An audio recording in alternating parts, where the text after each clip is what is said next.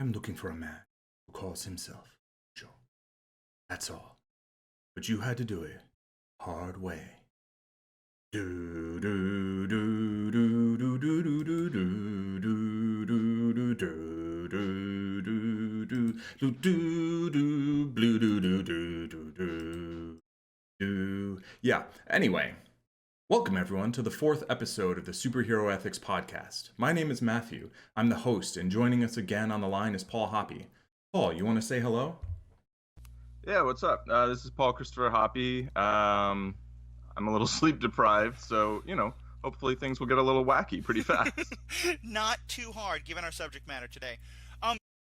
So, what the heck was up with that intro? Anyway, welcome to Poker and Podcasts episode 4, wherein I will play some poker and listen to a podcast. I need to write down the time that I started my session. It was like a minute ago. Okay, that's fine. Cool. We're folding hands. The beginning of that podcast originally, so we're going to talk about Desperado and some other stuff. But originally, Matthew had asked me to record that line, and I spent like too much time like practicing it. This time I didn't spend that much time. I remember it pretty well, but trying to get the line right so that we wouldn't have to like use copyrighted material, and that it would be appropriate for, that it's the perfect line, I think, to start the show with. And then after I'd recorded it, then Matthew had a change of heart and was like, well, maybe, thought maybe that I, as a not native Spanish speaking person, doing an accent of, I'm not quite sure what the accent is. It's a Spaniard playing a Mexican. So is Antonio Banderas doing a Mexican accent, or is he speaking with a Spanish accent? Maybe somewhere in between. I'm not quite certain, but whatever it is, it's fabulous. And I just want to take a moment to talk about accents. And like, I love accents. Everybody has one, first of all, or more. Right? I moved to California, and people were like, oh, you're from New York, but you don't have an accent. And I'm like, everybody has an accent. Like, I don't have what you think of as a stereotypical New York accent, except sometimes I do. But overall, I think people have, obviously, a lot of people have very bigoted views of people speaking with what they perceive as, or a foreign accent, right? A non-native speaking accent, but also regional accents. I think that's a thing too, and personally, I love all accents. I am in theory willing to do any accents, and I want to be clear that I'm never, with two possible exceptions, making fun of anybody by doing any particular accent. The exceptions possibly would be like kind of like a frat bro accent, like that probably is kind of malicious, and at times a southern accent, and that's something that I do kind of try to avoid in that context.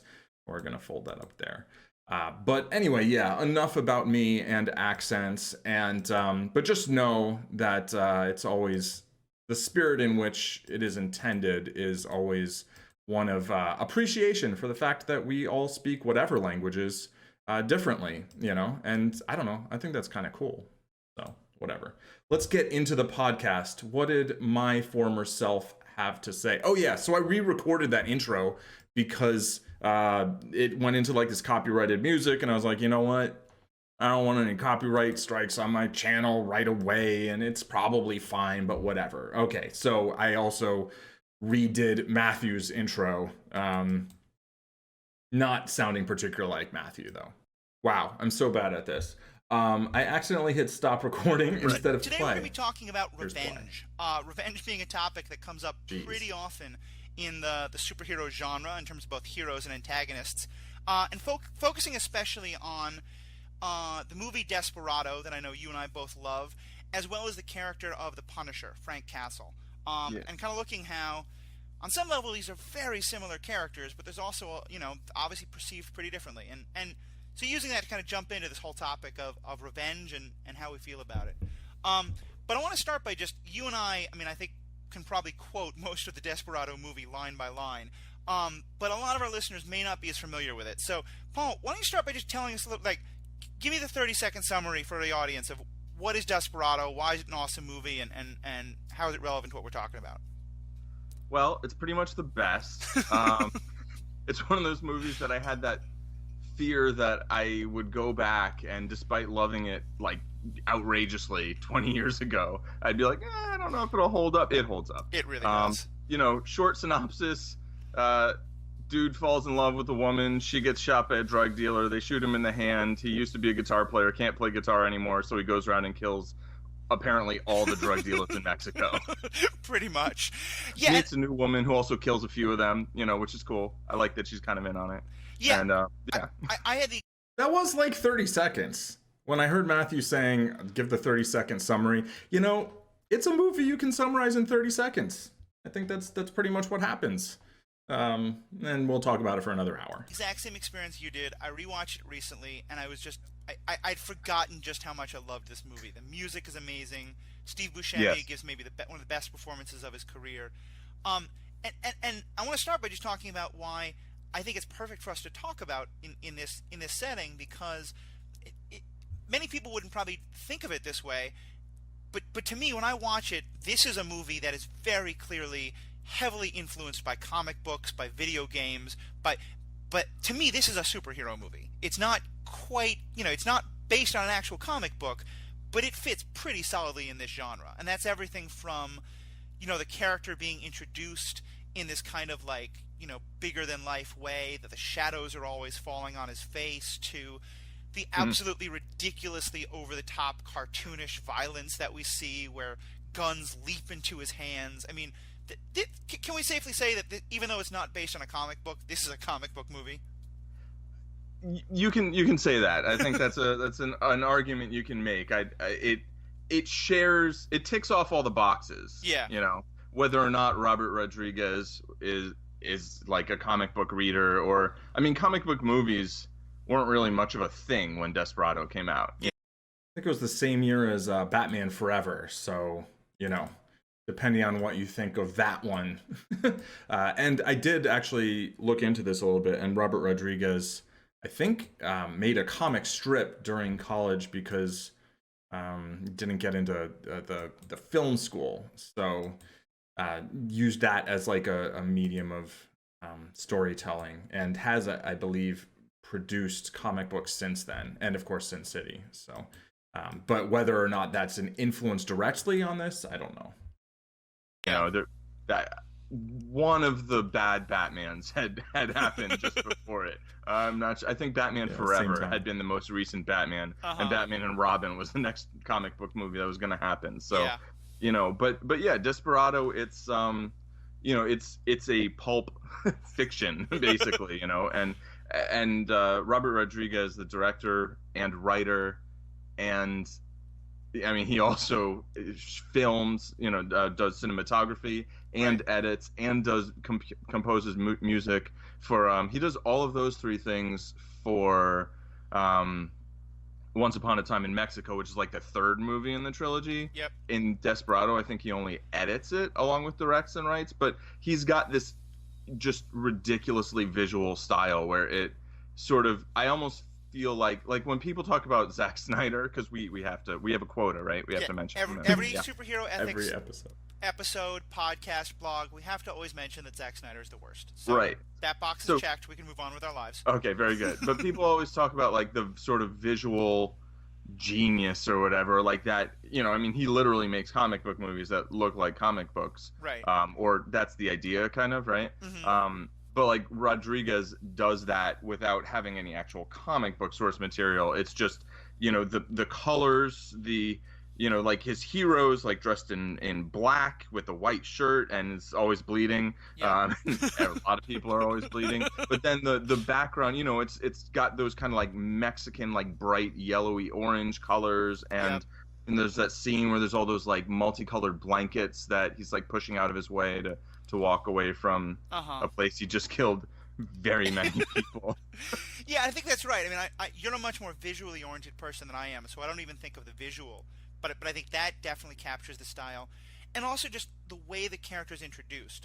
For those who haven't seen the movie, it opens with this wonderful scene of Steve Buscemi so sitting in a bar, telling the story of this character killing everybody else in a bar, and he tells it in this ridiculously over-the-top, larger-than-life style.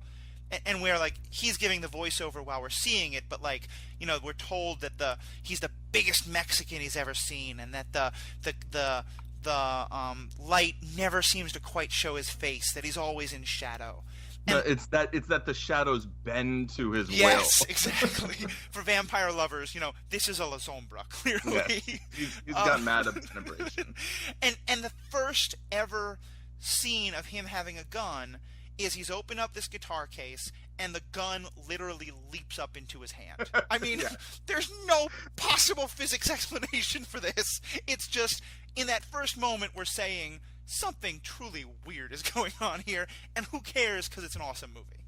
Yeah, I mean, he's the, you know, typical kind of unpowered superhero, like Batman, he's got crazy toys, you know, he's got a guitar case full of guns, that's like his utility belt, you know. And it's just, you know, I mean, he kills people with them, which isn't, you know, really Batman's jam, but it's like, it's that same sort of, like, you know, I've got these tools that I'm going to use, and, you know, I like physics, you know, let's not get hung up on physics and, like, gravity and, you know, whether or not I can jump off backwards from a building while shooting at people with, you know, a couple of 50 caliber Desert Eagles, you know, like, don't worry about it. I mean, got it. In a lot of ways, in that same way, to me, Deadpool feels very much like in a similar vein to this movie. You know, Deadpool obviously is based on a comic book in a way that a whole series of comic books in a way that this is not. But Deadpool has that same element of, from the very beginning, they're saying, look, stop trying to make this a reality. We are going to entertain the hell out of you for the next 2 hours and tell you a wonderful story with great characters. And if you think too much of it, none of it too hard about it, none of it makes sense. But who the hell cares, because this looks great and is just a great movie. And to me, that makes sense, because they're both, you know, these are both two characters who want nothing. They basically just straight up want revenge on the people who hurt them. Yes. There is the difference. So I would put Deadpool in, like, the Frank Castle kind of category, and you know, the mariachi from Desperado in sort of the Inigo Montoya category, which we can kind of get to that and, like, what those, like, what the hell I'm talking about. I have no idea what the hell I was talking about. I'm very curious what makes these categories. A little bit, but like, yeah, I mean, Deadpool, yeah, they both certainly start out like their only motivation is, like, you know, you ruined my life, I'm going to destroy you now. Oh no, you know what? In Deadpool, his goal actually is, at first, is like, you're gonna cure me, right? You know, and then his goal ends up being like, oh, you can't do that. Okay, I'm gonna turn you into a shish kebab. You know? Yeah, no, that actually is true. He starts as a different motivation, and in I would argue. Oh, go ahead. I just said I would argue that in Desperado, his motivation actually changes. To be sure. The opposite way, you know. Yeah.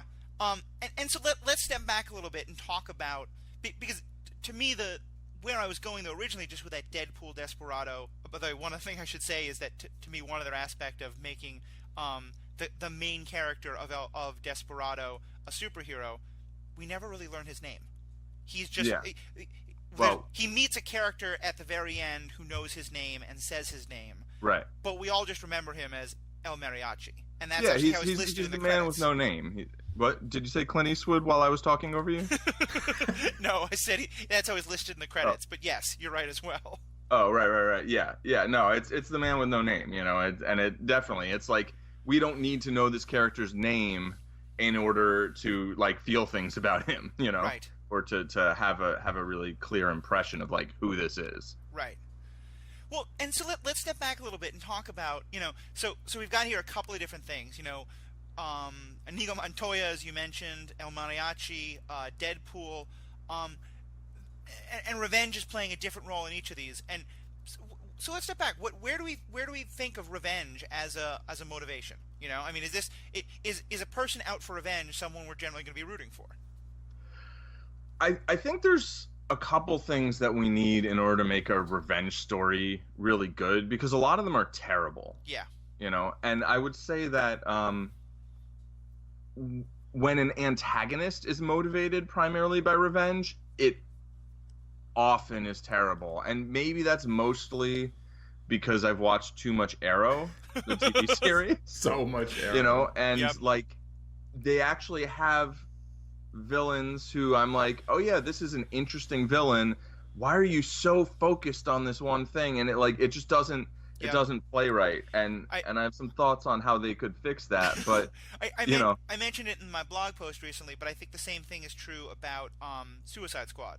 There's so much I love about that, but part of what makes the Enchantress and her brother such a weak villain is that they're really only motivated by this kind of revenge, want to get my power back, want to punish the people who took my power. I mean, there's not really much there.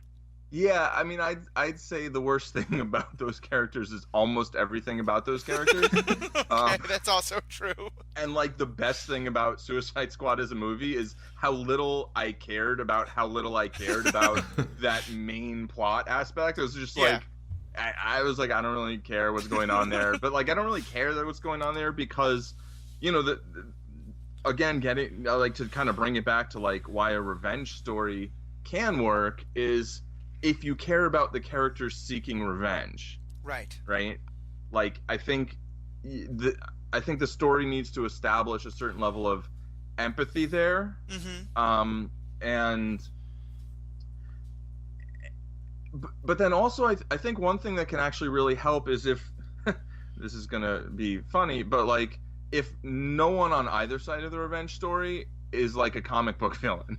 Yeah. I mean, they can literally be a comic book villain. That's fine, right? But like, I guess to use your phrase from episode 3, a mustache twirler. Yeah, exactly. You know? And like one thing in Desperado is that like the main bad guy, who is in many respects like a kind of generic villain, mm-hmm. you know, like kills henchmen to demonstrate strength and like, you know, has this cavalier attitude toward you know, the people, everyone who works for him. him. Basically everyone, life and death, yada yada yada. But like somehow they do establish, maybe part of it's just Joaquin de Almeida, that like mm-hmm. the actor, that like he just has charisma, you know, right. And he has a good performance. But also like they show his side of the story. Yep. Like at least, I don't know, I'd guess like close to a third of the screen time. Well, yeah, and especially that's probably overstating it, but at least 20-25%. Because one of the running plot points in here is that he's under pressure himself from the Colombians who he works for. Yeah. It's funny, actually, having watched Narcos and Narcos Mexico, and like seeing sort of the parallel, really, right? I mean, this was a thing, and it's interesting thinking about Desperado in that light. But I should probably mention that, this is a podcast from 2016, I think, is when this episode was from. The audio's a little bit scuffed, you know, as you can tell. But yeah, I still actually agree with a lot of what I said, and I was about to pause it and be like, well, the difference is that Bucho is like so charismatic, and so so apparently that's a thing. And I'm curious what like that grouping of like Inigo and Manito or El Mariachi compared to Deadpool and Castle. I don't know. I wonder if I'll ever get to that. It feels to me like something that I was going to say something about and then probably like never circle back to. We'll see. You can make bets in the comments about whether or not I'm going to circle back to it. Probably not. Exactly. So we kind of sympathize with him. Well, and I definitely want to dive into that, but I want to step back even a little further just to talk about, like, you know, in our first podcast together, we talked about how Batman is against vengeance and revenge as motivations.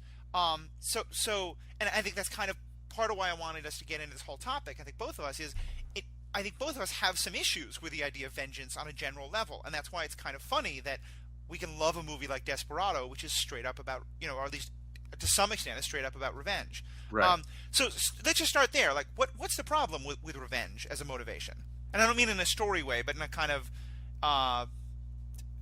right. Well, you know what I'm talking about. Okay, so I was actually I was watching something on the news yesterday on independent news online, and they're talking about the end of the Civil War in Colombia. Yep. Where they're I think they have like a voter referendum where the people can vote whether or not they're going to ratify this treaty with the guerrillas. I think they're like the pro-communist forces that they've been warring like for 52 years or whatever, like right. A civil war, right? And like they've bombed churches, they've killed kids and family and whatever. And there's left-wing and right-wing guerrilla forces, right? That's a thing. Prominent in Narcos. Well. All right. But there's also been, terrible violence like that on the other side. And it's like if your goal is like in real life, right? If your goal is vengeance, like it never ends because one side takes some vengeance, then the other side takes vengeance for that, and then the other side takes vengeance for that, and it just goes on forever unless one group basically just totally eliminates the other group, which also generally like let's not do that, Let's not do that. And so like just so like vengeance doesn't actually fix anything in the real world. You can't bring someone back from the dead by killing another person. Yeah, I mean, I know when we're not going to dive too much into the geopolitics, but I think that's a great example. And I know for me the other one that I always think of is Nelson Mandela. Yes, they mentioned that. I'm glad. Yeah, because I think when when apartheid ended in South Africa, there was a big push to sort of punish the white folks, and he right. and he really did with the Truth and Reconciliation Commission that was formed in South Africa. They really did something amazing of saying, how can we both have a full understanding of all of the terrible things that happened, not sweep anything under the rug, really let all the people who were harmed tell their stories and acknowledge the terrible things that happened, but now not try to have vengeance, not try to punish all the people who did apartheid. Punish criminality for sure, yes. but not try to say, now it's the turn of the Africans to rule, and so therefore we should do terrible things to the white colonialists, and but really try to work towards reconciliation. Yeah. I mean, truth and reconciliation. Like, you need to start with truth and be like, this stuff happened, right? But then actually come to a place where you can be like, okay, we can actually now move forward, accepting that like we're wounded by the past, but that if we just stay in the past, then like it owns us basically. And that's right. That's a thing in revenge stories too, is that like, the act of like living your life just for revenge, it destroys the person seeking revenge as much as the person that they might ultimately seek revenge on. And here's the funny thing, because I'll admit, when I started the idea that I thought we were going to do this podcast, my memory of Desperado is of a straight up revenge story. Right. And I was really interested because when you go back and watch the movie, and by the way, we should insert a spoiler warning at some point. Spoiler alert. Huge amount of spoilers for Desperado, Deadpool, the fact that Zack Snyder is terrible, right. Batman, the Gotham show, I know we're going to talk about, Princess Bride, spoiler, Inigo Montoya does kill the six-fingered man. Hey, that was totally unnecessary. I just said a spoiler warning a second ago. I don't know what to do with my life. I know. He covers that well there, Yeah. Well, and like, that's all he's been. Now he's like, I don't know. Yeah, and that's the thing that, but I do. Okay, so my point being that I think what I had forgotten is that Desperado, I think, sort of it holds the line in a really interesting way, because to me, part of the revenge fantasy stories is that we are rooting for the character to get revenge, and so as he is killing hundreds of people or dozens of people, we're sort of going, yeah, go you. When Inigo Montoya stabs a single-figured man, we are so happy that his father's soul can rest and he's gotten his vengeance. I don't know about all that. It's just the Six-Fingered Man seemed like a horrible person, you know. I mean, he was very thoughtful with, Humperdinck and all that. But aside from that, he was a torture aficionado. That's, not cool. And I think Desperado does this really interesting thing of both letting us root for that, but also showing over the course of the movie that vengeance is not helping this character, and he needs to move away from that. Yes. Yeah. And that, like, ultimately he does so we covered the spoiler thing, right? Yes. You were saying when we were discussing it, like discussing it, like, I mean, he gets basically everybody who he cares about before the movie starts. Dies. By the end of the movie, they're all dead, right? Yeah, Steve Buscemi's character dies. Does that character have a name? I don't even remember. I don't know if he does. I mean, I feel like Steve Buscemi is just so clearly always Steve Buscemi that he really should just be named, Steve Buscemi in Fargo, Steve Buscemi in Desperado. Right. Yeah. But he dies. His two guitar-playing friends, who he literally just comes and says, "Hey, can you come and join me and have this big battle where you're both probably going to die?" Right. But I think that there's a wonderful scene in the movie where Steve Buscemi, calls him out on this and says, this vengeance kick is killing you and is gonna, and I don't want any part of it anymore. Right. Yeah, and like not even in the look, it's wrong, let the police handle it, because there are no police in that world, right? They literally just do not exist. Never seen. Yeah.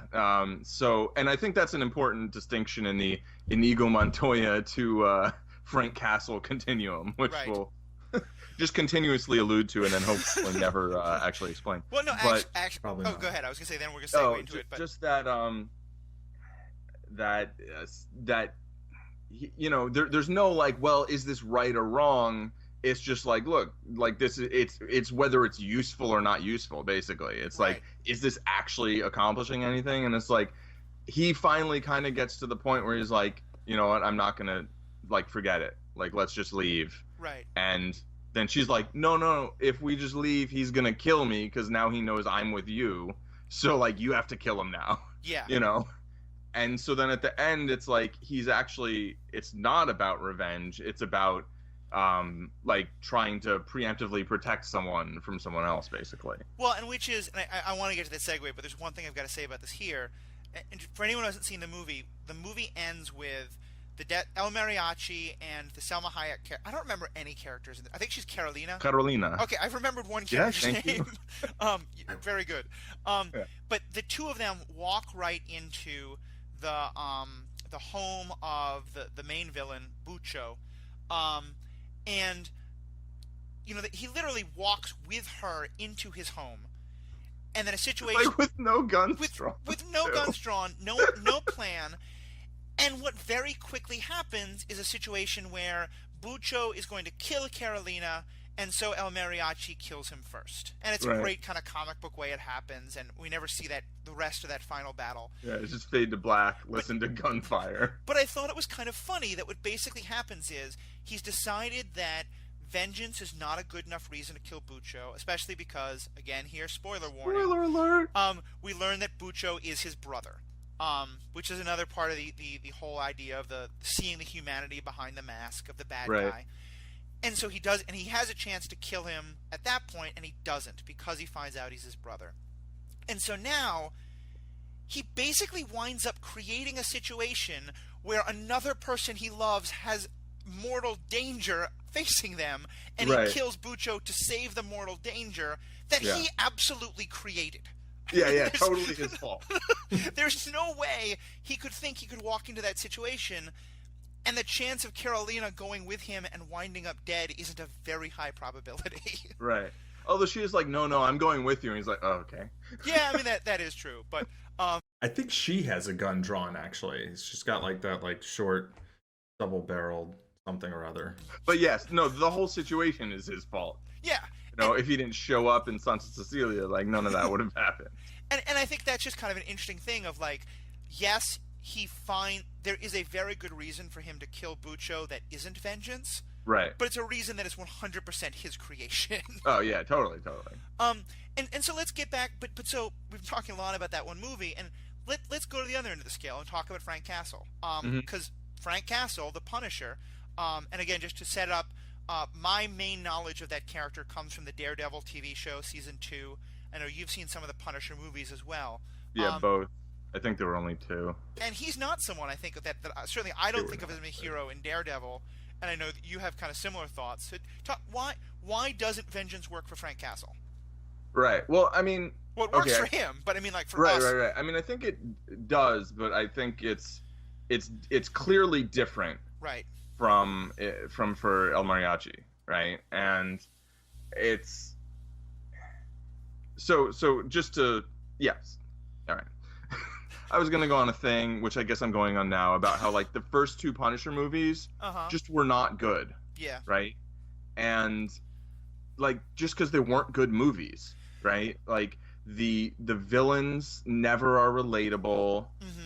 The hero isn't really relatable. Like I never really cared about Frank or Frank's family, and so that's kind of a failure in storytelling more than it is a failure of the story itself, right? Well, part of what I remember, I mean, again, I haven't seen those movies, but I certainly had a lot of friends who were huge fans of the Punisher comics when I was young, when I was in more middle school, but also high school.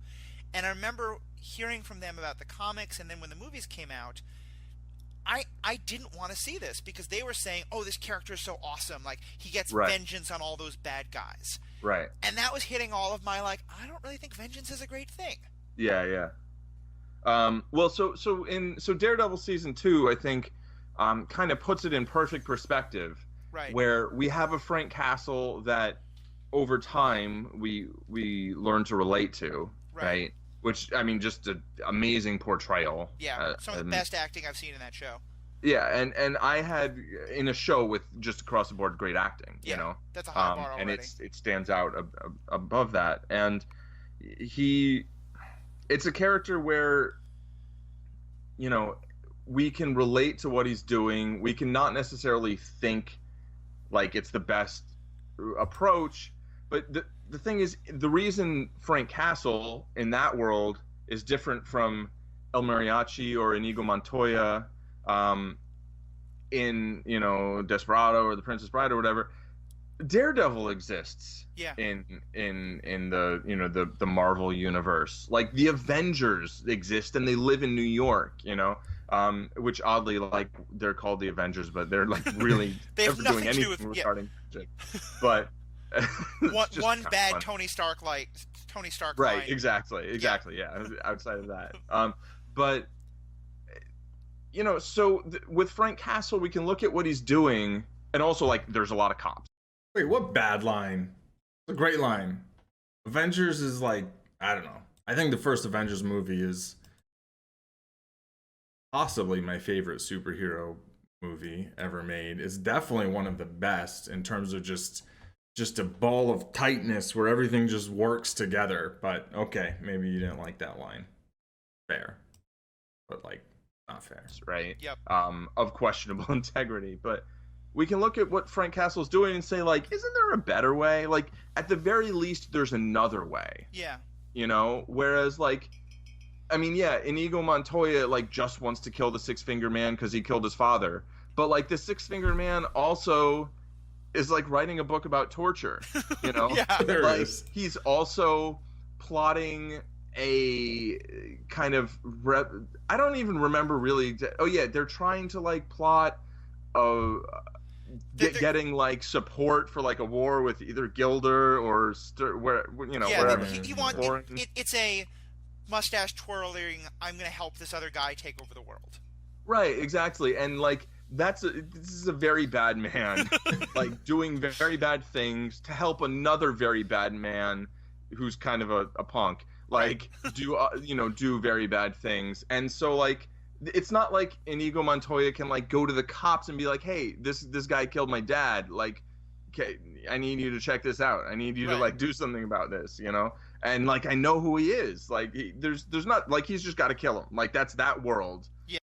Not that, just going to the cops in our world is necessarily going to solve a whole lot of problems either, but that's another story for another, I don't know, episode 10, I think. Yeah. And it's like there is no other authority.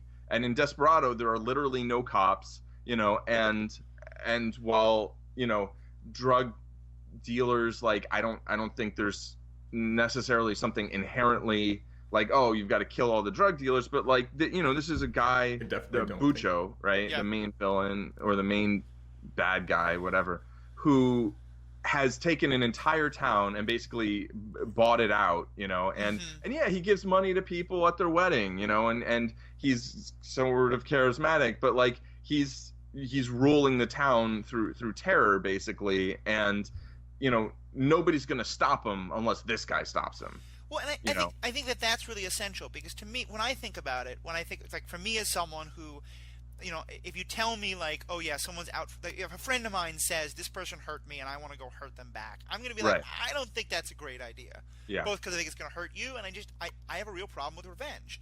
Right. But when I look at, obviously I can really enjoy rooting for a revenge story. And I think a big part, I have to really, it was interesting what you said about in Desperado, because you do sympathize, you do see it from his perspective. Yeah. But you see him do some terrible things, like he has sex with a woman and blows cigar smoke into her mouth when she tries to kiss him. I mean, like, there are things that are done to just so clearly show, like, this is a person. In my last guy bad. Yeah. In my last podcast, I talked about the, how badly do you want Captain America to punch this person in the mouth scale of, because of that great picture of Captain America punching Hitler. Yeah, this guy's like a tick below Hitler, but he's not, And that's, I think that the revenge stories, at least that I love, are the ones where, it is so clearly established that this is just a bad person we're going after. But the other thing is that where there's a degree of unreality present, where I'm being told this is a myth, this is a fairy tale, this is a story out of bounds of the regular world. And so we're not, as well as, generally it's the comedies where I love the revenge story, Deadpool, Desperado, Princess action comedies, Bride. And then it's things like the Batman stories and Daredevil, which, granted, the sentence is a little odd given those two stories, but where they're trying to be more reality based. No, it's true. And they are shown, like, I think part of the, you don't care about the morality of Deadpool, because he says from the beginning, who cares about morality? I'm going to have a lot of fun. And you sort of just got to go along with it. Deadpool and Batman and some of the other stories, I feel like they're very clear. Daredevil and Batman are very clearly trying to say, we want to, as a story, wrestle with the morality of what's going on. And so because of that, you can't just say, well, revenge is great. Right. Yeah. Yeah. As someone who sort of really doesn't care about morality in the like shouldn't kind of way. Right. Like, but who definitely is, like, there's a lot of things that I look at in a way that, like, you might look at as in terms of morality, that I look at in terms of, like, does this work? Like, is this a reasonable way to proceed? You know? And, like, it just, in the world of Daredevil and Batman, which also is funny because they're two separate worlds. Although there's a comic book with both of them, which I have to get my hands on that. But the thing about their worlds really is that, like, they have options, right? And they, like, we talked about Batman at length and kind of why he chooses the path he does. And, Matt Murdock, like, he had something bad happen to him, but it wasn't really, like, done by a person. Right. Mostly he's just, like Batman. He sees the world the way it is. He doesn't like the way it is, and he's like, I'm going to change it, and he really wrestles with, like, what do I have to do to change it? What can I do? What should I do? Do I want to kill this guy? And I'm like, there was that perfect quote from the priest that I'm afraid I'm going to butcher, but it's basically like, are you afraid that you're gonna have to kill him and you don't want to, or are you afraid that you want to kill him, right? You know, and don't have to, basically, like, and will because you want to and you're afraid of that. And I think that his his Catholicism there, like, really kind of stands in for his, like, sort of internal barometer of, like, what he should or shouldn't do. And so I think when a story does set up, like, okay, we're going to talk about, like, whether or not this is the right thing to do, or whether or not it's going to give you any peace, even, or because, Daredevil's not a revenge story. Yeah. But I mean, per se, like, not the ones, broadly speaking, right? Whereas, Batman very easily could have been a revenge story, right? But it's not, and maybe that's a good sort of segue to Gotham. I don't know. Yeah, sure. I mean, because I think you're exactly right. I think there's that wonderful scene in the TV show Gotham that we talked about a bit before, but where young Bruce Wayne has the chance to enact vengeance on the person who killed his parents.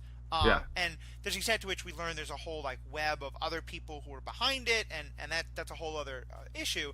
Right, and maybe he wants vengeance on them now, which I don't know, whatever. But let's just focus on the one thing. Yeah, why did you think, I think we talked about it a little bit before, but just to briefly rehash, why do you think it's so important, in terms of this discussion of vengeance, that Bruce doesn't kill him? Because it's not who he's going to be.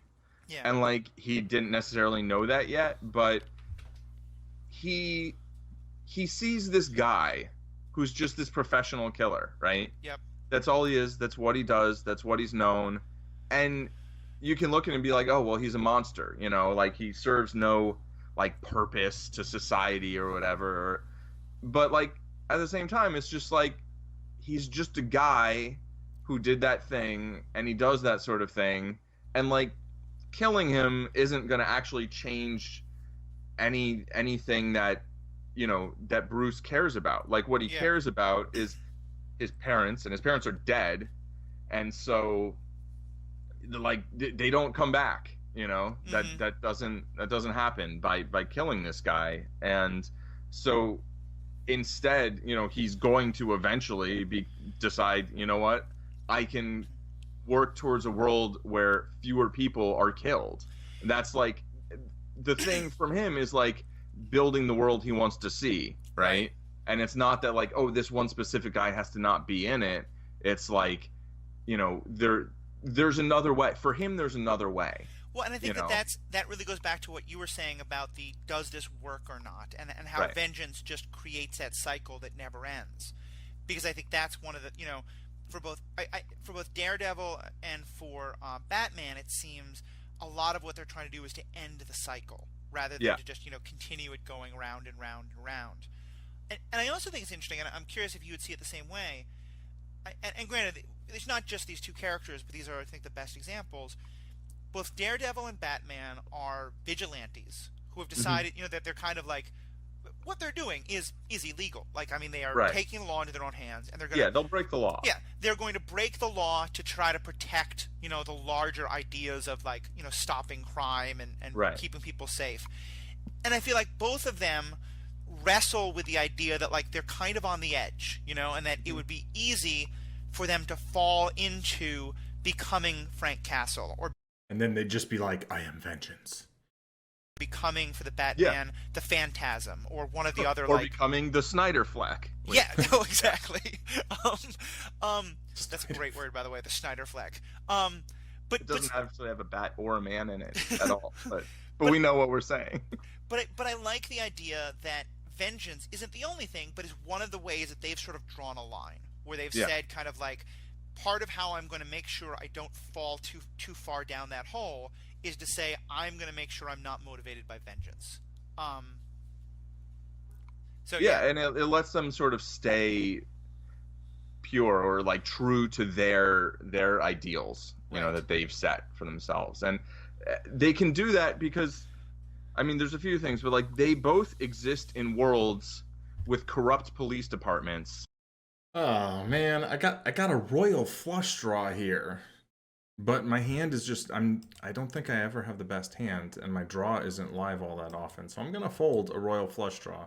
I just felt this hand merited some commentary. I was live. That's unfortunate. I folded a lot of equity. I would have lost anyway, but all right, back to our regularly scheduled programming. Yep. Right? That there's some hope for those legal systems. Yeah, like it's an interesting take on what you were saying about Inigo Montoya, where in his world there's nothing at all. Here there's something, but it's still pretty broken. Right, and so this is where I'm gonna now reveal the Frank Castle to Inigo, the Castle to Montoya scale. Okay, go for it. Okay, so Frank Castle exists in a world with Daredevil. Right. He exists in a world that's like a world that could have a Batman. He exists in a world that has a police force that, yes, is corrupt, but not every member of that police force is corrupt. There are politicians who, many of them, yes, are corrupt, but not every one of those politicians is corrupt. And so he's making a choice. Okay, there's a system that I think is broken, and I'm going to completely ignore it and just do things exactly the way I think, without any hope that maybe that system can deal with this problem. Right. Whereas there are people like Daredevil or Batman in these types of worlds who are like, well, I think the system is broken, and I recognize that, and so I'm not going to just trust it to fix everything, but I'm going to break the law but kind of trying to in spirit, uphold what I think it should be for and what I think it can be for. And Batman captures his villains and he sends them to get psychiatric help, basically. Yeah, which doesn't always work out so well. Yeah, in theory, that's what Arkham Asylum is for the psychiatrists. But and Batman, I think, I think one of the things that's established so well is that one of the first things he does is to find one of the people he thinks is one of the few good policemen in Jim Gordon. Yeah. And then to really try and say I want my work to inspire you to make the police better, Right. And that's where the Dark Knight to the time between the Dark Knight and the Dark Knight Rises, he did it, Yeah. Woo! Okay, Gotham's peaceful now and the cops are doing cop things instead of bad things, which cops do too in the real world. But this is also true. Yeah, but there's some hope that that can work. And in Daredevil, Daredevil he arrests Wilson Fisk. They take him in, and I mean he arrests the Punisher. He finds him and he's like, you know what? I'm bringing you in. And I mean in both cases, the cops bring him in, right? But that's the point. Right. He apprehends the people who are operating outside the law, and then he lets the law bring them in, and then he goes on and does his Daredevil stuff. And that's maybe that's kind of an optimistic sort of rosy view of how things can work, but there's a sense to which Frank Castle is making a choice between killing the people that he thinks are the bad guys and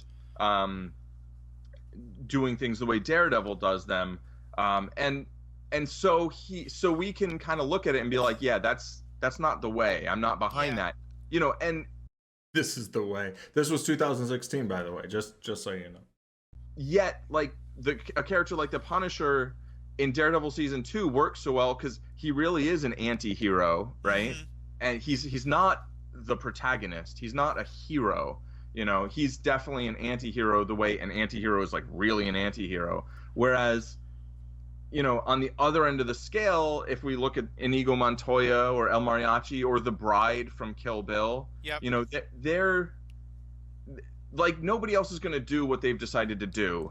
If nobody's going to bring the Six-Fingered Man to justice or whatever. Nobody's going to do anything about him. Nobody's going to do anything about Bucho, in Desperado. Right. Nobody's going to kill Bill if the Bride doesn't kill Bill,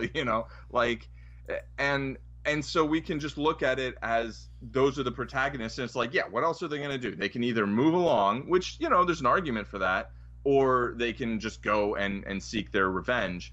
And so there's not, this this is, I don't think this is the way to do this. It's just all right, well, that's what they're doing, and go ahead.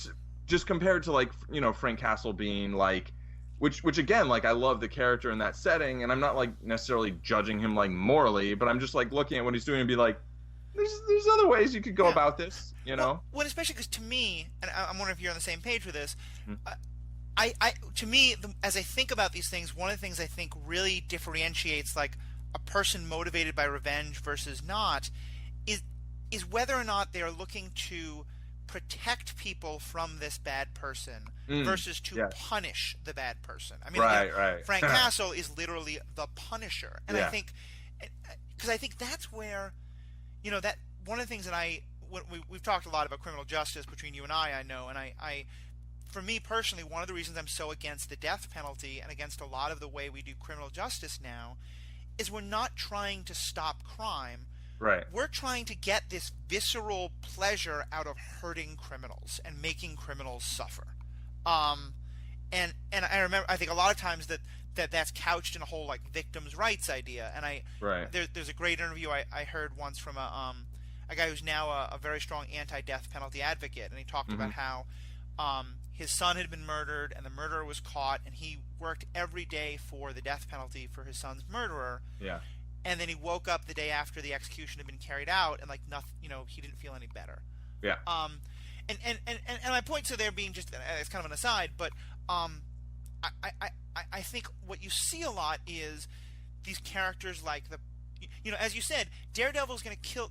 Daredevil and Batman both, you know, in theory, try to never kill anyone. Right. But certainly they try not to take pleasure in hurting people. And there's actually a great scene where, you know, I think it's Claire, both the priest and Claire, the nurse, call Daredevil on this, and he admits that he does take some pleasure in hurting these people, and he really he doesn't like that. Right. Yeah. Whereas I think, you know, for Frank Castle, I think it's not just that he thinks the cops won't, you know, in his mind, my interpretation of Frank Castle is, even if he thought the criminal justice system was perfect, even if he thought that he could guarantee that if he helped the cops arrest these people, they would go to jail, he wants them dead.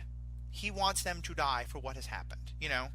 Yeah, and I think it's not... I mean, I think with Frank Castle there is an element of for what they might do in the future, right. But I think there's very much like they deserve to die. Yeah. Like, they should be dead. They should be wiped from the face of the earth because of the sort of people they are. And so he sees no like potential for redemption, which, you know, Daredevil as a Catholic, like, he kind of has to, right? Yeah. Like, that's kind of like in the book somewhere. I don't know. I didn't read the whole thing, but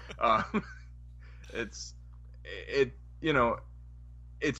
I think Frank also grew up Catholic, right? But maybe didn't stick. Oh no, I don't want to fold. What? Oh geez, what am I doing? Yeah, there's several times where one of us mentions like breaking the law or crime, and I think more specifically we really mean you know, causing harm to others, usually through violence. I think you know, it's not so much about the law as much as it's about the harm, really, is what I would say.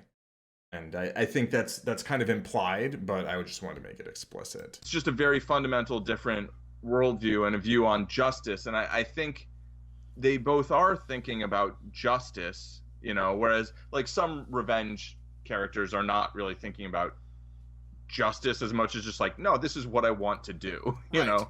But there is, I mean, that I think that's the core of vengeance, really, is kind of a sense of justice, you know, of like, well, you know, and it's retributive justice. That's the idea, you know, and I think there's an extent to which the entire criminal justice system of most countries on earth are based around the idea of retributive justice rather than restorative justice, rather than like, let's try to help the people who are doing the bad things to be people who are not doing the bad things. Right.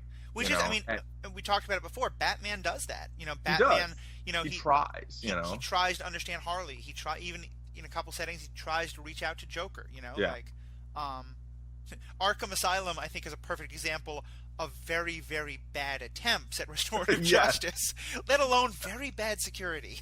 But they really need to, I don't know, some better locks on the doors would help. Yeah.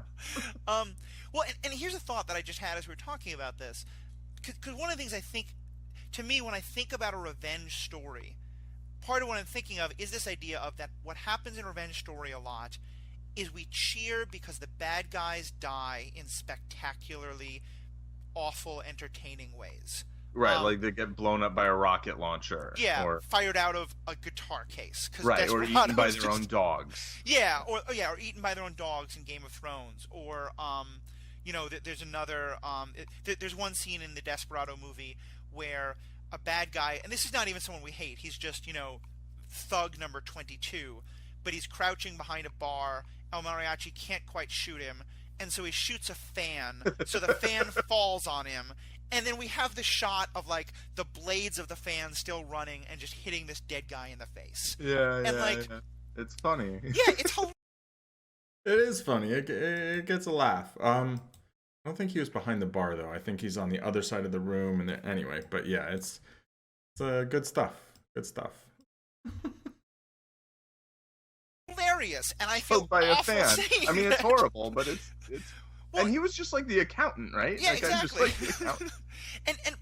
but it's like you see someone get hit in the nuts. Like, it's funny. It's funny. It's not funny. It's like, ooh, but it's like, it's hard not to laugh. I don't know. It's a thing. It's just a thing. What I'm bringing up with this is I think, like, you never see that in Batman or Daredevil. Right. But Deadpool, you certainly see that. Deadpool, there's great joy taken in slicing someone's head off and then kicking it into another villain's head. Yeah. Well, and here's where I'm going with this, is I think, and I don't know if Robert Rodriguez did this intentionally or not, but either way, it comes out well. For most of the Desperado movie, El Mariachi wants revenge, and he is clearly taking pleasure, and we, the audience, are supposed to take pleasure in the spectacular way he kills the bad guys. By the end of the movie, he's realized that the head bad guy is actually his brother. We've had some reason to sympathize with him. And El Mariachi has come to have an understanding that vengeance isn't really why he wants to be motivated. I'm going to maybe disagree with this. I'll see if I disagree with it and then see what I say. It feels true, but then there's a thing. As you said, he's kind of had a change of heart. And so we never see Bucho's death. We see El Mariachi, bring his two guns out of his sleeves, fire the guns. It is clear that Bucho dies, but we don't see him die. And I'm am I reading too much into this, or do you think there's some element of because we're not interject? So I was listening to you say that, I was like, wow, yeah, that's really kind of brilliant. Like, and then I was like, wait a minute, no, I think we see him get shot. I think we only see him get shot. He's got a whole bunch of bullets in him. Also, what definitely happened is Robert Rodriguez wanted to shoot that scene, and that scene was going to be so violent that the film was going to get an NC-17 rating, and so they weren't going to make any money, and so they basically, he was just like, I'm going to have to butcher the scene so much, I'm just going to cut it. So apparently that's which, they cut some other stuff too, like the crotch cannon, and So the one thing that I wanted to say that I think I disagree with, that I don't know if I said it back then, is that I don't think, like, he wanted revenge on Bucho.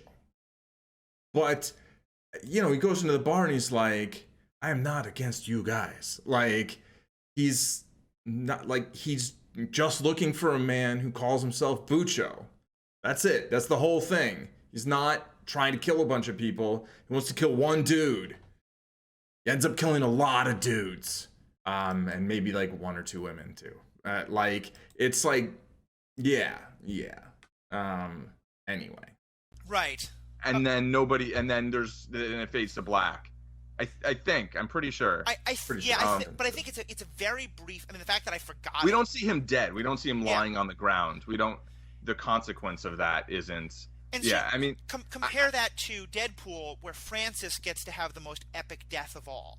Right, exactly. It's definitely different. So I'd say that if maybe the details of that point are not 100% accurate, the general point stands. I think that's very true, and very interesting. The one thing though that I'd sort of push back on is that I don't think El Mariachi is ever enjoying it. I don't think he takes pleasure in. I think he views hunting down Bucho and like whoever the head guys are as, but mostly Bucho. He's basically just trying. Yeah, he keeps just looking for a man who calls himself Bucho. That is all. But they had to do it the hard way. See, yeah, exactly. That's a line. What happened? Yeah, he keeps trying to not.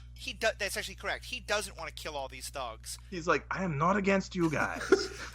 But I was wondering where the Spanish accent was as he quoted that, the Mexican accent. But yeah, and again, unclear whether there's times when I feel like I can hear a little bit of like Antonio doing like more, trying to sound more Mexican, I think, but I'm really not sure. Yeah, I would think that I could differentiate better. I got to go back and listen to it, I guess. Yeah, but anyway, as a connoisseur of accents, including regional ones, except for like Boston, yeah. But I do think you're right. But I think there's a Spanish accent actually, technically. Yeah, I think you're right though that he doesn't take pleasure. But I guess maybe a better way to say it is the audience does. Yeah, exactly. For sure. We Robert the audience Rodriguez does. He's like, it's going to be awesome, And therefore, I think it's significant that the only death we don't have a like really cathartic, like look at his dead body, isn't that awesome? Is Bucho's. Yeah, I think that's a really good point. Even if it wasn't deliberate, like sometimes there's serendipity in filmmaking, right? Like sometimes you're like trying to do something one way and then it doesn't work out, but this is a really tight fold. But like something conspires against you and then you have to, be creative. And I know there's a Robert Rodriguez quote about basically, solving problems through creativity, not through money, right? This was a relatively low budget Hollywood film, and El Mariachi was a extremely low budget, like $7,000, I think, shot on 16 millimeter film. Like most of that money is probably film stock, but trying to, sometimes like something goes wrong and then you roll with it and you get something that you wouldn't have thought of doing. And like, I think this is a really great point Matthew's making. Even if it wasn't the original intent, right? I mean, it still plays. Right. Yeah, I agree. I agree totally. I think that's a very good point. I think it gets to, yeah. So we're trying to think where we're gonna. Cause we were gonna wrap up with the Batman Gotham thing that you so helpfully jumped us into 20 minutes early. Yeah. My bad. Sorry. So clearly, I need to take vengeance on you in some way for that. I win with deuces. I do have a thought, but go. Sure, no, go ahead. I wanted to kind of third person move us towards wrapping up. But say, what are some of the kind of final thoughts? I probably have one or two more things I want to get into. We're just gonna have to. Other things you wanted to touch on. Enjoy this poker hand for a moment. Oh wait, I have aces. I should probably play those. Okay. I just typed something and that's probably not the optimal bet sizing, but we'll take it. And we'll bet like $5. So here, I had a flush draw, they had a flush draw, they had a flush draw. Nobody made a flush, but I won because I had a pair of deuces. Deuces never loses.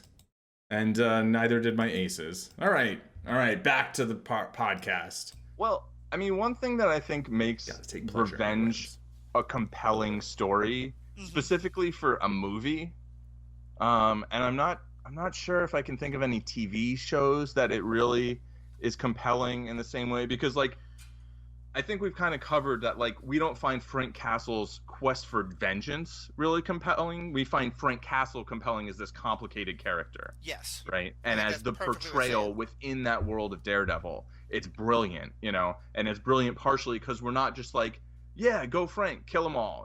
It's complicated and there's weight to it, and one penny, two penny, one batch. That was horrible. Can we edit that out? No. Moving on. The thing that I think, one batch, two batch, penny and dime, nickel and dime. Oh man.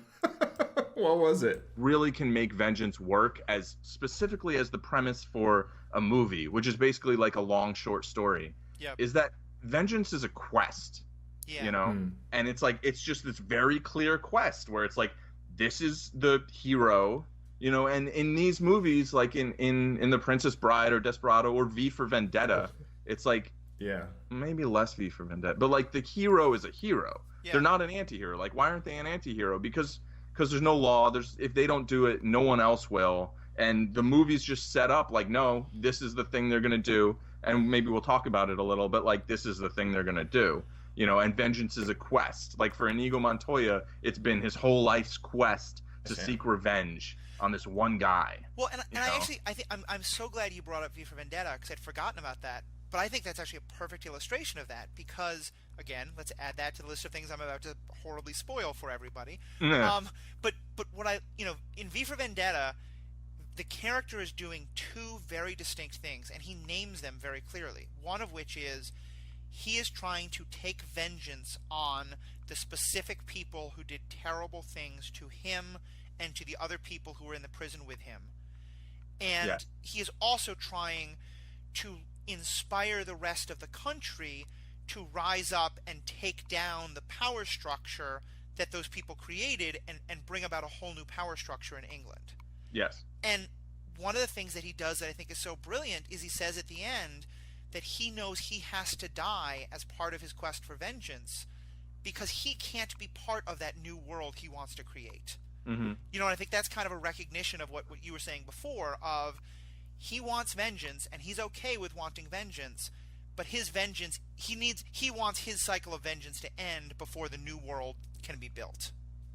Yeah, I mean, he wants Evie to do it. Yeah. To like start the new world, basically. He's like, you press the button, you know, you send the bombs off, like, right. Because and then make something better. You know, like, this is my quest, and once it's done, it's done. You know, I'm not part of the new world. Yeah, I don't feel as much like he feels like he has to die as much as he feels like he's not supposed to be part of what's next. Like, he could just continue living underground and it would be fine. But that Evie has to be the one to kind of usher in the new world, and he's kind of ushering out the old one, and he doesn't seem to have any care for his own survival, but I don't think it's like quite as fatalistic as all that. Yeah, it's that same kind of Inigo Montoya, you know, like, now that I've been in the revenge business so long, what do I do now? You know? Right. Yeah. Also, what is it with... You make a wonderful Dread Pirate Roberts. What is it with Spanish guys and revenge quests? Oh, yeah, that's actually a good point. Yeah. The last thing I wanted to bring up, and then kind of hear any other thing you want to touch on, and this is just, I think we've kind of said this in some ways, but I want to go a little more specific. In a lot of ways, I think maybe for me, the problem I have with revenge isn't necessarily revenge itself as a moral thing, but it's that when a character is motivated by revenge, it lets them justify some things that become problematic. You know, like Punisher killing everyone or things like that. And there's a wonderful line in Desperado where, as you said, Bucho has corrupted pretty much everyone in the town, including, it turns out, Carolina, the woman who Desperado, El Mariachi has saved, and she has saved him, and they've slept together, and he finds out that she actually is helping to move the drugs through the town the way everybody else in the town is. And he says to her, you know, oh, you're as bad as Bucho. Right. And she just looks at him like he's crazy and calls him out on it. And I think, to me, that's another interesting thing of when you start becoming motivated by revenge, and I think Punisher does this as well, it's hard to differentiate between shades of evil. You just start seeing anyone who is against you, anyone is bad, is just bad. I have to kill them. That is a loud vehicle outside. I was wondering what that noise was. Okay. Wow. Well, I'm glad that was a vehicle and not like I'm sure they're going too fast on our computer happening.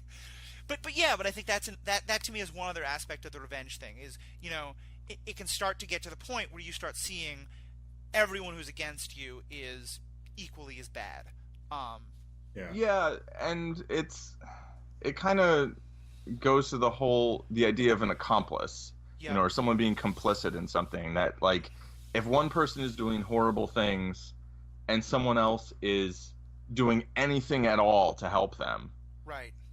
I think there's often this idea, oh, they're on their side and they're then to be held accountable for everything that one person's doing. as opposed to maybe looking at like that person's also a victim of the person doing, who's like really in charge. Oh yeah. And they're compromising themselves sort of out of coercion, out of being coerced to do these things, or I mean, and sometimes it's profit motive, and that's sort of where, it's like, I think Daredevil thinks about like, should I kill Wilson Fisk? Right. But he's not like, should I kill Wilson Fisk and everyone who works for him? Right. I mean, which could, Punisher is like, yes, you should. I mean, you could take the story of Desperado and make it a completely different movie if you focused on the residents of this dirt poor town who have no career prospects, no real chance of advancement, and the only way that they have a chance to feed their families is by hanging around this guy Bucho and carrying a gun, and they're getting slaughtered by this homicidal, guy who's never stopping to think, like, well, but why is this guy being the accountant for Bucho? Nope, we're just gonna have a fan drop on his head. Yeah. I was gonna say, before you got into the mentioned the El Mariachi being in that scenario, I was like, that's kind of like the plot for The Wire in some ways. Oh yeah, exactly. I mean, and that's the thing. That's where the like, why is it like when El Mariachi goes and just kills all of these people involved in drug related crime, that like, it's like, yeah, okay, but like when Frank Castle does it, it's like, oh, I don't know. And like, if someone did that in a world that was as real as The Wire, it would be like, oh no, no, that is not okay. Well, so why do you think that is? Maybe that's a good like kind of closing question we can talk about. Because The Wire is like real, man. Yeah. Like those characters, every one of those characters has a personality. They have family or friends. I have to say, I don't think I've ever seen a show that has done as good a job as The Wire at making just every single character feel like a real person. Like, and every season they introduce a whole new cast of, a group of people from some other sort of sector of the city or whatever. And it just, I don't know, it's extremely impressive as far as writing goes. Yeah. It's like it's like real life, and it makes you think like, okay, this is a thing that happens in real life. It is currently happening in the Philippines. Their president is called the Punisher. Oh yeah. Like people call him that. They also call him the Trump of the Philippines, which kind of maybe that reflects poorly on the Punisher. I don't know, but the point is like this is actually a thing that governments do, right? Oh, and sure. like in any kind of real world setting, it's terrible. But if you can get far away enough from a real world setting, or if you can take it to basically what amounts to like a Wild West setting, then it's like, like Inigo Montoya, that's in the Middle Ages or whatever, right? Like El Mariachi, sure, it's in the 90s, right? But it's like, it feels like the Wild West. It feels like a couple hundred years ago, right? And yeah, I've seen Desperado described as a Western, as a modern Western. In a lot of ways it is. The Man with No Name. It's similar to a lot of spaghetti Westerns and a lot. And under certain circumstances, like if the law will absolutely do nothing, it's a lot easier to go like, yeah, okay, like, they exist in worlds where there's no law, or the law is totally corrupt, evil, and oppressive. And if they don't do something, then nobody will. Right? Yeah, and I think you're exactly right there. I think part of it is that we've set up the idea that no one else is going to do anything, but we've also kind of set up the idea of this is a world so different than our own that the normal rules don't apply. Right. And that's why that first gun jumps into El Mariachi's hand. Yeah. So because it says, then he shoots someone and the guy flies across the room. Yeah. That's not physics. It's a way of sort of Robert Rodriguez saying, listen, there's a movie in the other, theater across the hall that's going to make you think about real world issues. If you want, go have fun there. Here, I'm just going to entertain you for a little while. Yeah, and to even like just step that up a little bit more, the movie it literally begins with a guy telling a tall tale. Yes, right? Exactly. So it's almost like the director, the writer, who's the same guy, being like, hey, I'm going to tell you a tall tale. Like, it's going to be outrageous. get ready for it. And I think the other thing that's so great about his story, and that ties in with what you were just saying, is, as you were saying, like, part of we're okay with vengeance if we totally dehumanize the people we're taking vengeance on. And that's both an interesting storytelling technique, and it's also kind of a horrific thing that happens in the world. Like you said, like Donald Trump talks about the immigrants and just makes them like this huge mass of people who are all rapists and murderers. So you never have to think about their individual stories. You know? Have you seen the Dungeons? Oh, go ahead. This is just too good. Because he does that, and he does really well in the polls. But then he actually goes over after a specific judge for his Mexican heritage, and it actually affects him in the holes. So I think in the holes, in the polls, or same with when he goes after the Muslim parents of a Muslim soldier, right? Exactly, and that affects him in the polls differently than just going after Muslims in general. And I think it just speaks to that, like, people kind of. You use words describing a group of people, and so easy to be like, oh, those people. But if you look at a specific person, it's like, oh, that person, and people don't have the same stomach for it. And there's been great studies done about how we, during World War II, there was a lot of propaganda to like completely dehumanize the Japanese, which I think is part of what then makes dropping an atomic bomb seem more okay. Sure. So I think that there's something or incarcerating 100,000 of them on American soil. Oh yeah, absolutely. And not of them because of us, Right. But, yeah. I mean, I think just that creation of the us and them. Yeah. Whereas I think you're right. The Wire does this fantastic job of saying there is no us and them. Everybody is us. Mm-hmm. And I want to close just by saying, because this is hilarious, but also a perfect example of this.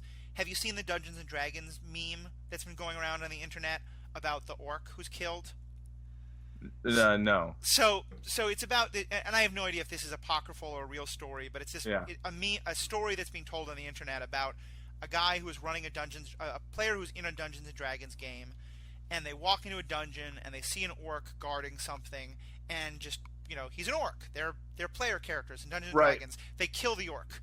Yeah. And the storyteller, for whatever reason, is deciding to have a little fun with them, and so they search the orc, and they find this note on the orc that the orc's wife wrote, and it says, given that our son is sick, I know you hate being away from him, but we're so glad you got that job guarding the wizard's castle, and we can't wait for you to come back home with the money you're going to make, and I hope that you're safe, and we're going to, little Billy the orc, your son, is waiting for you, and we'll build a cake for you. And he says that like the player characters just felt so horrified and spent the rest of the game trying to like raise money to save up and like take care of this orc's family who they just hopelessly slaughtered. It's so wrong, but it's so right. I know. And so that's kind of, I think, just the, I think that's the perfect way to end this, is talking about funny deaths. That's I love a good revenge story. I think I watch the fan hit the guy's face, and I love it because it's hysterical. Right. Yeah. But I think what I love about Batman and Daredevil is that they really kind of help us remember that that makes good entertainment, but when we start to bring that into more real world settings, there's something pretty problematic there.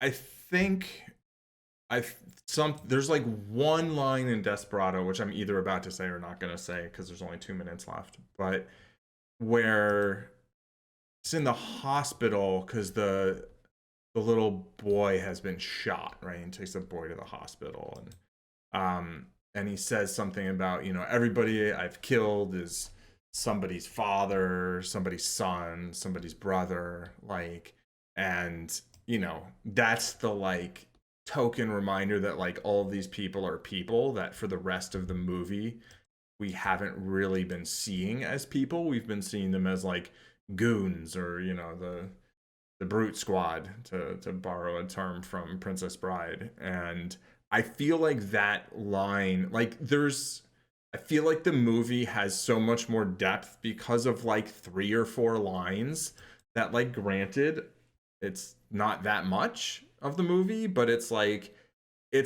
yeah, we know, like let's name it, right? And then you don't see any more full fight scenes after that. So I just think that's I don't know. I think it's a little interesting. Yeah, totally. I mean, the more real the setting, the harder it is to get behind something that just, doesn't strike me as a very good idea in a real world setting. Yeah. Well, and because the easier it becomes for someone like Donald Trump or the president of the Philippines to say, yeah, well, no, this is what we want, Exactly. We want that revenge. Exactly. So, because then it's like, well, what if people do that in real life, which they do? Yeah. So, absolutely. That's bad. To be sure. To be sure. Well, cool. Well, thank you again, Paul, for being a part of this great discussion. I hope you're going to be a guest on future things. You should let everyone know how they can reach you, especially because everybody who's been enjoying Paul's thoughts, he keeps promising to write something for my blog and not doing it. So I want all of you to tweet at Paul and tell him what a good thinker he is and how much you want to hear his ideas, so we can encourage him to write for us. Do that. Peer pressure, that's a great idea. Yeah, that always works really well on me. Yeah, in particular. Actually, none of you do that. That will horribly backfire. Right. No. But the narcissistic angle it'll get it done. Yeah, no, that's not the peer exactly. Okay. Less pressure and more like enticing. I think that's how to try to manipulate me. So all ego stroking and narcissistic enabling comments towards you should be directed where? At Zen Madman on Twitter, or zenmadman.com is my website. Those are still both places where I can be found. Awesome. My personal website where I just talk about whatever. Cool. Well, thank you again, Paul, for being a part of this. My name is Matthew. And you can find my stuff at superheroethics.com, which is where the blog is, which is the host of both some of our articles and some of our podcasts. But you can also find the podcast itself, Superhero Ethics, on iTunes. Please tell us what you thought. I'd love to hear your thoughts. If you have ideas for future shows you want us to go into, if you have comments to this, please leave them on Facebook or tweet at us, and please leave a review on iTunes. That's going to help us get other people to notice the show and help spread the word. So thank you again, and have a great day.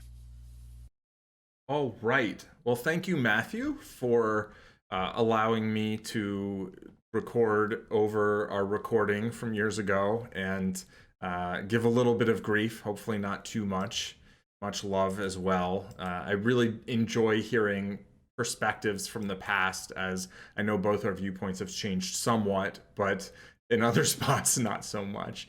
And of course, thanks to all of you for watching the whole video. Please hit like and subscribe, and we will produce more and more content going forward. And I think I even won a little bit of money here, so it's been a good day. No revenge needed. Cheers.